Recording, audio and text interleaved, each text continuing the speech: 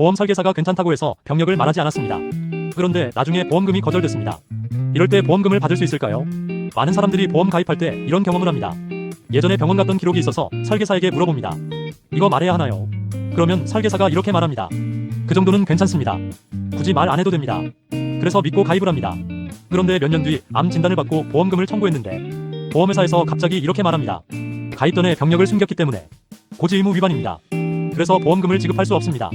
실제로 이런 사건이 법원까지 간 판례가 있습니다. 바로 대법원 2010-3035 판결입니다. 이 사건의 상황을 보겠습니다. 보험 가입자는 보험 가입 전에 병원 치료 기록이 있었습니다. 그래서 보험 설계사에게 물어봤습니다. 이거 고지해야 합니까? 그런데 설계사는 이렇게 말했습니다. 그 정도는 말 안 해도 됩니다. 그래서 보험 가입자는 설계사의 말을 믿고 질문서에 아니오라고 체크했습니다. 그리고 몇 년 뒤 보험 사고가 발생했습니다. 보험금을 청구했지만 보험회사는 보험금을 거절했습니다. 이유는 바로 고지 의무 위반, 보험 가입 전에 병원 치료 사실을 알리지 않았다는 것이었습니다. 그래서 결국 소송이 시작됩니다. 이 사건의 핵심 법적 쟁점은 이것입니다. 보험 설계사가 말하지 않아도 된다고 했을 때 그래도 계약자가 책임을 져야 할까? 보험회사 입장은 이렇습니다. 보험 계약자는 질문에 사실대로 답해야 할 의무가 있다. 설계사가 뭐라고 말했는지는 보험 계약자의 고지 의무를 없애지 않는다. 반대로 보험 가입자는 이렇게 주장했습니다. 전문가인 보험 설계사가 고지 안 해도 된다고 해서 믿고 가입했다. 그래서 고지하지 않은 것은 고의가 아니다. 이 사건에서 법원의 판단은 보험 가입자의 손을 들어줬습니다. 대법원은 이렇게 판단했습니다. 보험 설계사는 보험회사를 대신해 보험 계약 체결을 돕는 사람이다. 그래서 설계사가 고지하지 않아도 된다고 설명했다면 보험 계약자가 그 말을 믿은 경우 고지 의무 위반으로 보기 어렵다.